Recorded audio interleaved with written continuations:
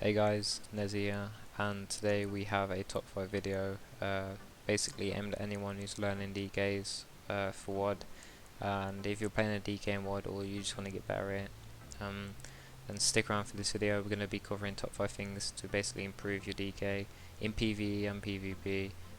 This will help you greatly if you are planning on playing a DK, so stick around.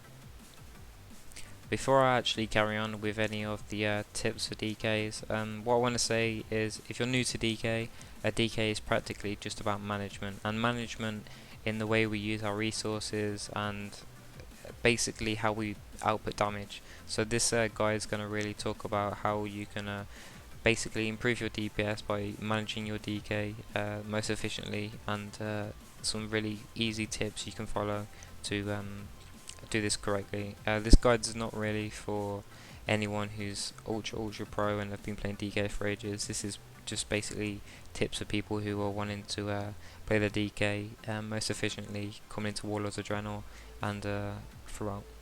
Okay, so let's get started. Okay guys, so the first tip is going to be about dot management and dots in general. Why dots important? We're going to go over this really quickly, not in depth at all. Frost dots basically buff your other abilities like Obliterate and I think Frost Strike. I'm not sure, but it's really important that you keep your dots up for Frost to get that extra damage boost on your other abilities. For Unholy Death Knights, your dots are basically one of your main damage sources because once you spread them widely to other adds, your damage on DPS will go up quite a lot, but even single target your dots do a hell of a lot of damage because the mastery from Unholy Death Knights buffs the damage. So how do we track dots? Basically there's ways you can do this. I use Tidy Plates and Tell Me When, and I track it down here. You can also track it any way you like, but I like it because I can just put dots on a target and I can track it. Getting your dots tracked with a good add-on will help you amazingly. You can pick your own add-on. I use Tell Me When because it's really nice and clean and goes with my UI. But apart from that, just basically keep your dots up 24/7 and you can't lose DPS. So next up guys is runic management, and runic management is really important because your runic power will give you back runes basically, and you spend runes to get runic power, so it's like a give and take resource. And the way I like to do this is first of all get runic power, and it's choosing a parry. I think it's a boss, but basically what you want to do is get runic power, and you never want to let your runic power ever go above 85 or 90 max. The reason for this is because once it actually does go above those levels, it is a loss of DPS, because you could have got runes back later in the fight, or you could have got them back quicker, so that's basically a loss of DPS. So the main rule here is basically don't ever overspend, or never use abilities once you're above 85 runic power. This will help you greatly, and it's a nice little tip to keep in the back of your mind to never lose DPS.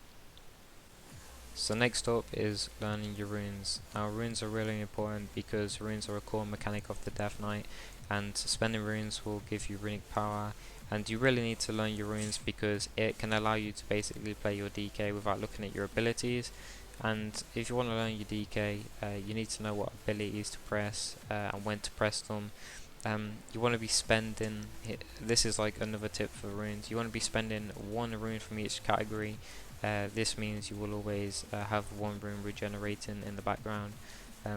This is really important because you want to have as many runes put out in a fight to get the maximum DPS, and there are ways of spending your runes most efficiently, but that can be covered in a later video. The main tip here is basically learn your runes and how to manage. Okay guys, so this is the fourth tip, and this tip is basically learn both DPS specs and even a tank spec if you want to play tank. But the reason why you want to learn both DPS specs is because each DPS spec for a Death Knight, which is Frost and Unholy, have very different gameplay styles. This is kind of good to know because it will help you out with other classes like Warlocks and Warriors and other sorts of classes like that, because once you learn one spec and master it, you can learn any other spec in the game basically, and if you learn both these specs once one is more viable than the other, you're going to do great and your DPS is going to be great, and you're basically going to be able to own other people and show that you're a better Death Knight. So it's really important that you learn both DPS specs if you actually want to become a good DK and become better overall at general in the game. Okay guys, so the next tip is really simple, and it's basically learn passives and changes. This is really easy because it's going to help you out in other classes, and once you fully understand the passives, you'll understand your class a lot better. The passives can be found on the last page of your spell book, and you want to read each one of these in detail and kind of figure out in your head why they're good, and how you can use them to the best of your ability.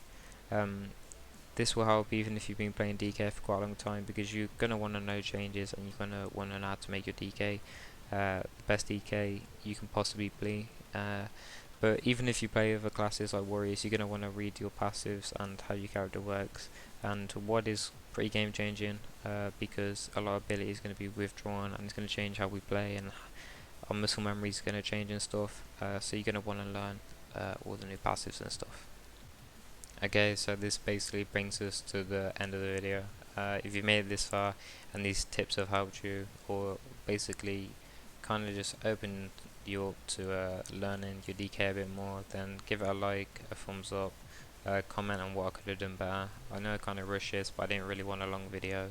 I can do in-depth videos if people want, but apart from that, I hope this video helps you. Take every tip I've given you for your DK in consideration, because it's really going to help you in the longevity of the game. This is coming from someone who's been playing DK basically since he started WoW in 4.3. So it's really important, guys, that you take each one into consideration, and if you guys need something going into in depth, then leave it down below. If not, thanks for watching. Peace.